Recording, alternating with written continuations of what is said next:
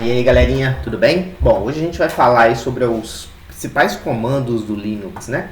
Então nosso objetivo aqui é ver como é que funciona aí alguns dos principais comandos, tá? Então vamos começar do básico aqui para a gente entender um pouco da dinâmica do terminal, tá? No caso do Linux, o diretório raiz é o diretório barra. Então se eu entrar no diretório barra, ele seria o equivalente do Windows ao diretório C2 pontos. Tá? Então dentro aqui do raiz do Linux a gente tem aqui alguns diretórios, né? Algumas pastas, né? Eu não vou entrar aqui em detalhes de todas, mas basicamente o nosso foco é no diretório home, né? Então dentro do Windows, né, a gente tem lá a pasta de usuários, né? No caso do Linux a gente tem o home e dentro do home a gente vai ter todos os usuários dentro do sistema. No meu caso aqui, por ela ser minha máquina pessoal e só eu usar, então eu tenho aqui o meu diretório Vinícius, que é o diretório aí onde o meu usuário tem totais capacidades, né? Então ele pode criar, remover, apagar, ele pode fazer literalmente o que ele quiser ali dentro dessa pasta, tá? Então, o diretório Vinícius é o meu diretório home, né? E o diretório home, né, ele é reconhecido também pelo tio, tá? Então, em vez de eu digitar o caminho completo, né, home, Vinícius, etc., eu posso simplesmente digitar o tio e ele entra no meu diretório também, tá? Que seria o equivalente ao meu usuário, tá? Perfeito, então agora eu vou fazer o seguinte, tá? Até pra gente ter uma pasta específica, eu criei uma pasta aqui chamada Linux, então a gente vai trabalhar aqui de dentro dessa pasta pra gente ter aí mais ou menos ideia do que a gente vai fazer, tá? Então eu tenho aqui o comando tree também, que é um comando específico que eu instalei, né? Do pacote tree, que ele traz para mim aqui uma hierarquia, né, da minha pasta, né? No caso aqui, isso aqui são pastas, só que como não tem arquivo dentro delas, não tem nada, e aqui a gente tem alguns arquivos dentro do nosso diretório, tá? Então vamos começar pelo básico, né? O básico é o ls, né? O ls ele é o equivalente a um list, tá? Ou seja, ele lista pra gente tudo que tem dentro daquele diretório, tá? Então se eu vier aqui no manual dele, no manual aqui do ls, deixa eu fazer melhor aqui.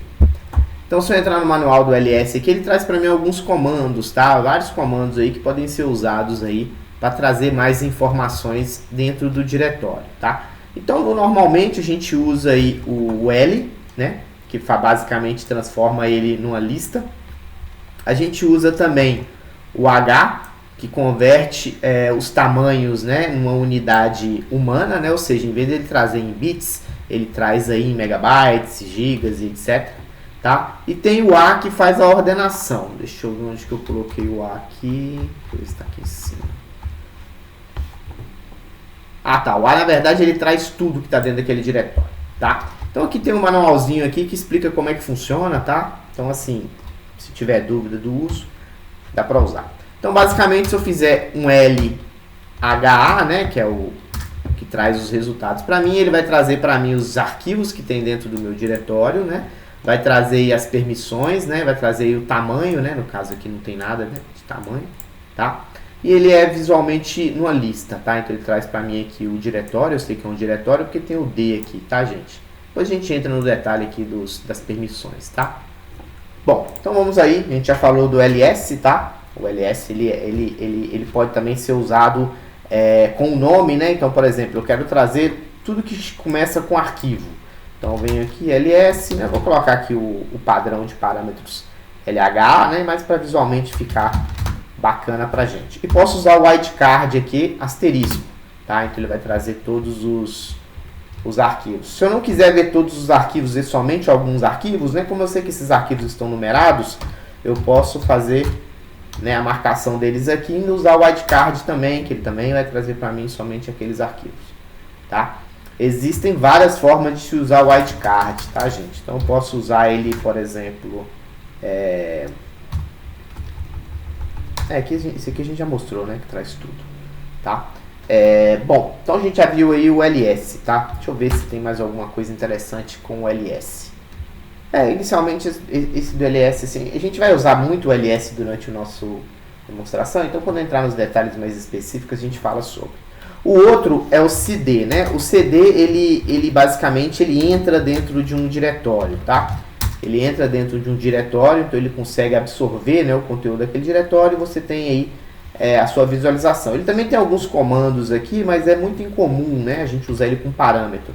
Tá? Então, na maioria das vezes, você vai visualizar uma pasta, aí você quer entrar, por exemplo, nessa pasta aqui, você vai dar um CD e a pasta que você quer. Tá? Por que eu não tenho o barra aqui, né? Por qual motivo eu não tenho o barra aqui? Eu não tenho o barra aqui porque eu já estou dentro do diretório, né? Eu já estou dentro do diretório que contém o arquivo, que contém, no caso aí, né, o arquivo ou um outro diretório de meu interesse. Então eu não preciso colocar a barra, porque se eu colocar a barra, eu estou me referindo ao início da unidade, que seria o equivalente, por exemplo, ao C2 pontos barra o nome da pasta. Isso aqui não existe lá nessa minha unidade, ela só existe dentro desse diretório. Tá? É por isso que eu não tenho a barra aqui, né? Como a gente falou, a barra ela equivale à unidade do Windows, né? Por exemplo, um C2 pontos. Então, por isso que eu não tenho essa barra. Tá? E a partir daí eu entro aqui dentro, e aqui dentro não tem nada, né? Eu não tenho nada dentro desse arquivo. Uma coisa interessante da gente entender no CD é que existem duas coisas interessantes no CD, que são o ponto, né, e o ponto. O que significa o ponto? O ponto representa o próprio diretório. Tá? Então, ou seja, se você executar um CD ponto, significa que você está entrando no mesmo diretório que você já está. Né? Ou seja, é o mesmo diretório, não tem o que fazer. Se você executar um ponto, você está voltando a um diretório. Né? Então, você volta ao diretório anterior, que é o diretório pai do diretório pasta copy. Tá? Então, se eu dar aqui o ponto, eu vou sempre continuar no mesmo. Se eu der um ponto, eu volto ao anterior.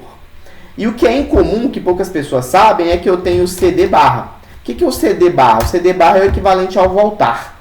Né? Ou seja, vamos supor que eu estou aqui no diretório barra home, Vinícius Download Linux, e vou para o diretório raiz. Né? Estou aqui no meu diretório raiz. Se eu quiser voltar ao diretório home Vinícius, eu teria que fazer home, Vinícius, Downloads, Linux. Sendo que eu posso fazer simplesmente um CD menos e eu volto para aquele diretório, tá? Como se fosse um voltar. Um comando interessante é o cp, né? O cp, ele basicamente copia, né, conteúdos, né? E aqui a gente tem alguns parâmetros que podem ser usados, né, para poder especificar que tipo de arquivo que você quer levar, porque às vezes você não quer levar, você quer levar uma pasta toda, mas você não quer levar os arquivos simbólicos, você não quer levar os arquivos .log, você não quer levar determinadas coisas, né, porque seriam lixo, né, ou pastas e coisas do tipo. Então tem uma série de parâmetros aqui que podem ser colocados junto com o CP para poder fazer com que você copie os arquivos, né, de maneira parametrizada, né? Você coloca aí exatamente o que você quer. Na maioria das vezes ele tem o parâmetro cpav, né? Que seria basicamente o A de arquivar, né? Que seria basicamente preservar tudo, né? Então, ou seja, ele vai preservar o arquivo da forma com que ele copiou, né? Então ele vai preservar lá o dono do arquivo, vai preservar lá as permissões do arquivo, né? Porque muitas vezes para você não quer perder isso, né? Mas se tiver feito um monte de configuração específica, tá? E o V é para ficar verboso, tá? Para você ver exatamente o que ele está fazendo, né? Para você olhar lá e falar, beleza, ele está copiando certinho, etc, etc, etc, tá? Então vamos fazer um exemplo do CP aqui, né?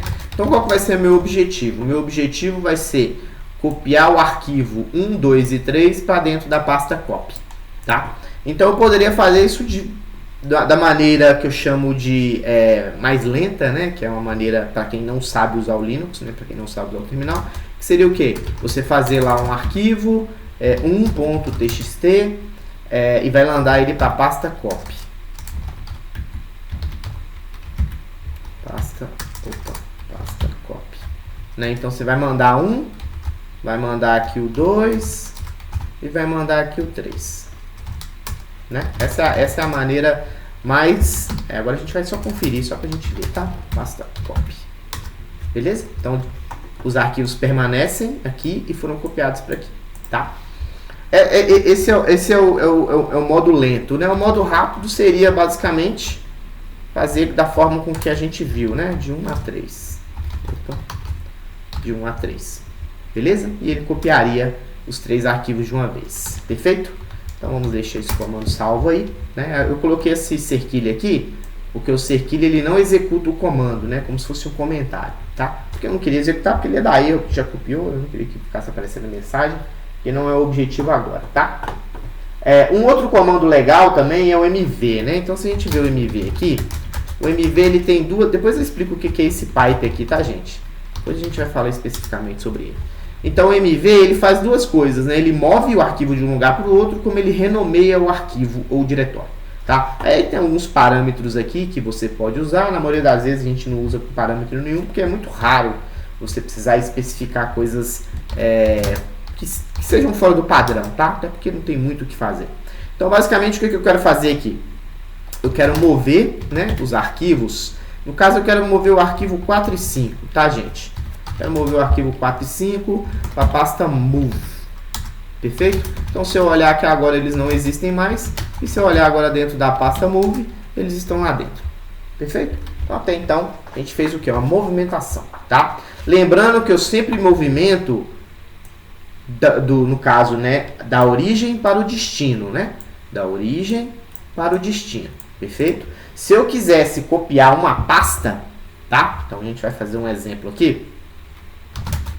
Então eu tenho aqui essa pasta, né? Eu quero copiar. Então eu vou criar um diretório, né? Esse mkdir seria equivalente a make directory. Para quem conhece inglês aí, né? Faça um diretório. Então basicamente o que eles fizeram foi tirar o director, tirar o e o make directory, tá? Se a gente olhar aqui para que ele serve, ele basicamente cria diretórios, caso não existam. Aí tem algumas regrinhas aqui, que na maioria das vezes ninguém usa, porque não precisa. Basicamente você coloca fazer diretório, que eu vou chamar aqui de cópia. Eu vou deixar uns nomes bem aberto mesmo, para a gente entender exatamente o que a gente está fazendo, tá? Então eu estou copiando a pasta move, tá?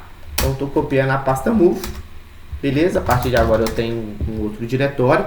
E nesse meu diretório eu não tenho nada, tá, gente? Tenho nada. Então o que eu quero fazer? Eu quero mover, no caso, mover que eu quero? Pode ser mover.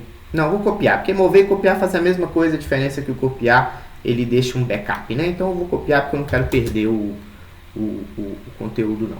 Aí aqui nesse caso eu vou fazer um AV, tá? Por quê? Porque eu quero que ele preserve e pegue tudo, tá? Então eu quero que ele pegue aí a pasta copy. No caso, eu coloco asterisco porque eu estou especificando para ele um wildcard, né? Eu poderia falar assim, eu quero que você pegue só os arquivos .txt, por exemplo, tá? Ou então somente o que for arquivo asterisco, né? Mas não, eu quero pegar tudo. Ponto final. Venho aqui e coloco aqui o caminho que eu quero, que é a pasta, que é a cópia pasta move. Beleza? Então aqui ele está falando para mim, né? Esse resultado disso aqui é porque eu pedi o V aqui, tá? Então ele está falando para mim, ó, eu copiei desse cara para esse cara aqui. Aí eu vou olhar visualmente e eu sei que está certo, tá? Então agora eu sei que eles existem no meu diretório pasta copy e existem no meu diretório cópia pasta move, tá?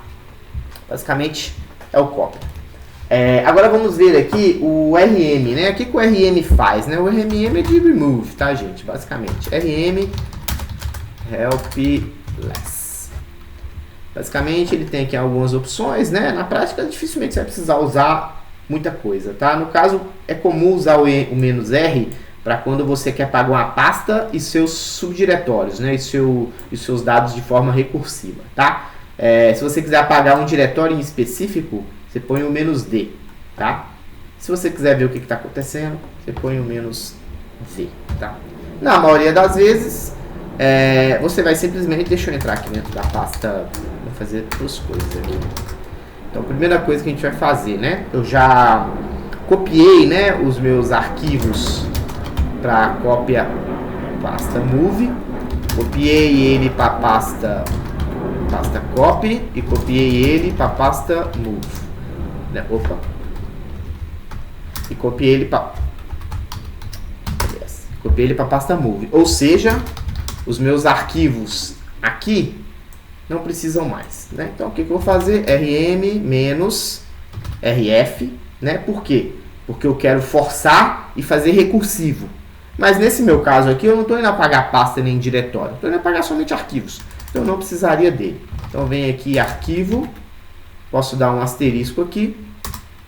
A partir de agora eles não existem mais, tá? O que a gente tem que tomar cuidado aqui é que o RM ele apaga o, o que seria o metadado do arquivo dentro do disco, tá? Ou seja, se por acaso você apagar um arquivo errado, existe a chance de você conseguir recuperar esse arquivo, porém é bem traumático, tá? Vai requerer bastante tempo para isso e se demorar muito, pode ser que não exista mais o arquivo, tá? Bom, beleza. Então agora eu quero apagar a pasta copy a pasta news, né? No caso, copy a pasta move. Então agora eu dou um "-rf", tá? Eu não precisaria dar o rf aí, tá? Mas eu acostumei a executar o rf sempre que eu vou apagar uma pasta, tá? Eu acostumei porque eu tenho certeza que ela vai realmente apagar e remover tudo, né? Porque às vezes pode ser que tenha uma pasta dentro de uma pasta, né? Ou seja, subdiretórios. Aí talvez não funcione talvez não vai funcionar o mrf, né? Então não adianta, o rm na verdade. Bom, agora a gente já falou sobre o mkdir, né? E por que é o less, né? Afinal de contas, né? O que é o less, né? Então vamos ver o que é o less. O less, basicamente, ele é um cara que lê comandos, né? Ele é um sumário. É como se fosse imagina que você tem um texto muito grande, né? Então, quando você joga esse texto na tela, por padrão, a tela vai descer junto com o texto, né? E se o texto for muito grande, você acaba não conseguindo acompanhar o início. Então, o que o less faz? Ele faz com que ele fale assim, olha, peraí, vamos devagar. Então, ele manda o conteúdo, esse conteúdo ele vem visualmente mais organizado, de forma que com page up e page down, você consegue subir e descer.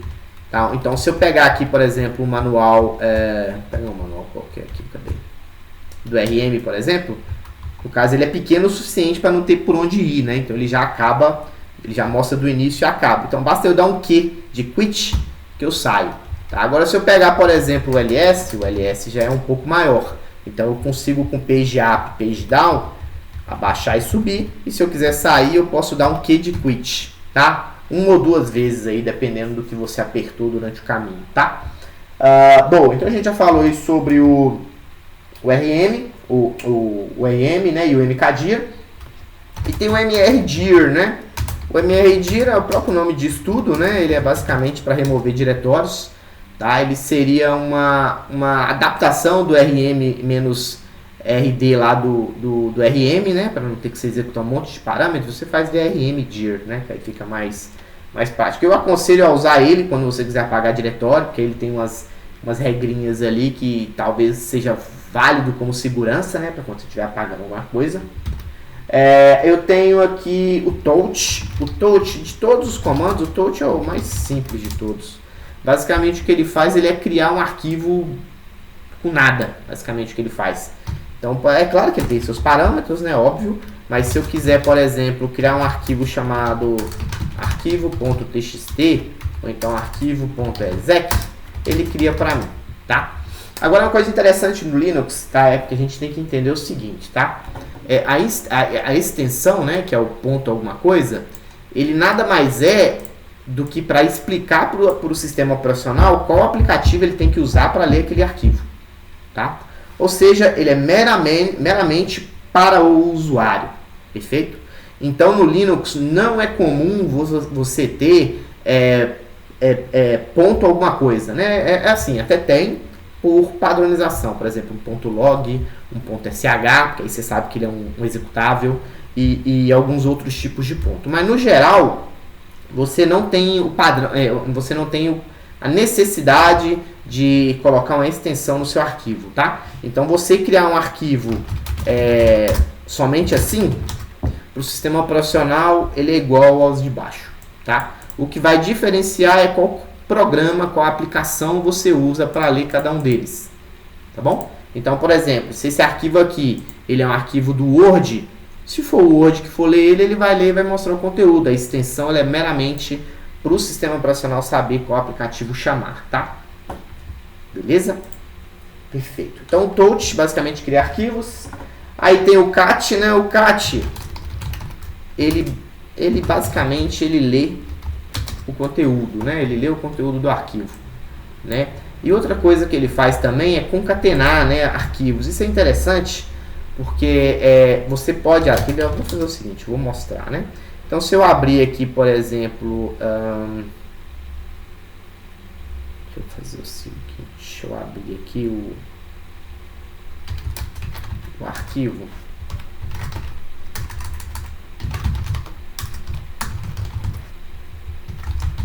Vou abrir agora o arquivo .exec.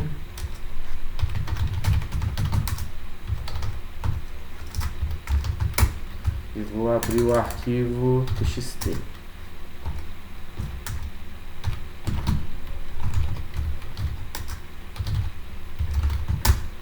Beleza? Perfeito. Se eu quiser ler esse arquivo, eu dou um cat e o cat vai me ajudar a ler o conteúdo desse arquivo. Tá? Não tem muito segredo. Perfeito? Agora, uma outra coisa interessante que o cat faz é concatenar arquivos. Né? Então, por exemplo, eu posso vir aqui, arquivo asterisco, e quando eu ler esse arquivo aqui, ele concatenou todos os outros arquivos. Tá?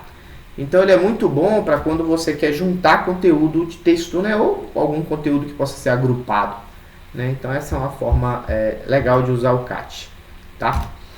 Agora aproveitando, né, o cat para falar de um comando bem interessante, que é o comando pipe. No caso aqui é o comando grep, né, mas eu gosto muito de usar ele com pipe. Tá? Então, por exemplo, se eu usar o grep aqui e estiver procurando tudo que chama arquivo dentro daquele arquivo, ele vai fazer uma leitura, ele vai fazer uma busca, né, dentro do conteúdo que está ali. Tá? Então, ou seja, ele leu esse cara aqui e de dentro desse cara ele separou tudo que chama arquivo. Eu vou deixar esse ponto aí, porque quando a gente for falar mais especificamente de como usar o terminal de forma mais profissional, digamos assim, a gente vai entender o quanto o grep ele é importante para a gente encontrar as coisas, tá? Mas por hora deixa essa amostra aí para que vocês possam entender. Outra coisa é o comando man. O comando man ele é basicamente o manual, tá? Ele basicamente é o manual das coisas. Então, por exemplo, se eu fizer um man ls, ele vai trazer para mim o manual do ls. E esse manual é um manual completo, tá? Que é completamente diferente do "-help, tá? "-help é um manual sintetizado, resumido, né? O manual ele é um manual muito mais completo, né? Ele explica mais nos detalhes, tá? Na maioria das vezes não faz muito sentido, né? Dependendo do que você for usar, né? Agora, quando você precisa realmente ir mais a fundo, né? Fazer coisas que é mais fora do padrão, aí realmente o manual ele vai te ajudar, tá? Um outro comando legal, assim, legal entre aspas, né, que eu não vejo ele muita usabilidade em determinadas situações, é o echo.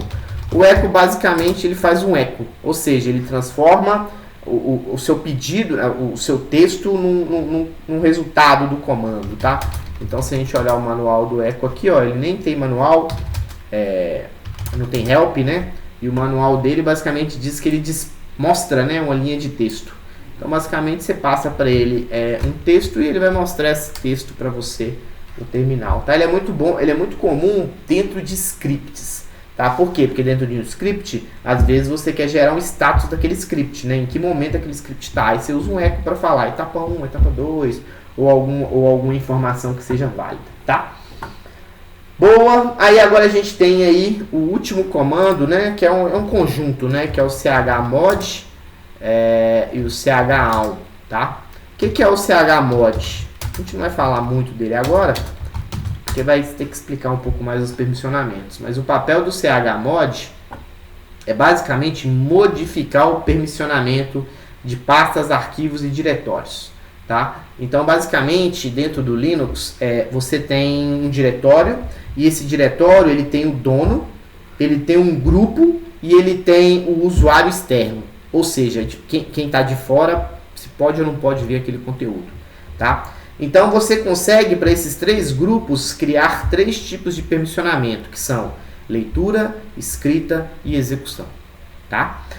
E dentro dessa leitura, escrita e execução, você define o que o usuário pode ou não pode fazer. Muitas vezes você tem um diretório que é seu, que só você pode modificar ali, mas outras pessoas podem ler. Ou então podem executar algum programa. Tá? Então você consegue criar essas permissões e o chmod faz isso. Já o chaul, ele faz basicamente a troca de dono, né? Como se ele falasse assim, olha, o dono desse arquivo não é mais você, é outra pessoa. Tanto dono quanto grupo, tá? Então, basicamente, o chown ele faz a change owner, né? Basicamente, o chown significa change owner, né? E o modifica o dono. E o modifica o dono ou o grupo é feito com esse comando, tá? Lembrando que somente o dono do arquivo pode mudar o arquivo, né? Ou seja, eu não sou dono daquele arquivo, eu não vou conseguir executar um chown, né? Porque senão seria uma falha de segurança. Porém, o usuário root, que é o usuário dono do sistema, ele pode alterar qualquer arquivo, tá? Inclusive os arquivos que ele não é dono. Beleza? Então, basicamente é isso que eu tinha para falar sobre os comandos principais, tá? A ideia é que a gente dá uma introdução básica e posteriormente a gente entra mais a fundo. Até mais, pessoal!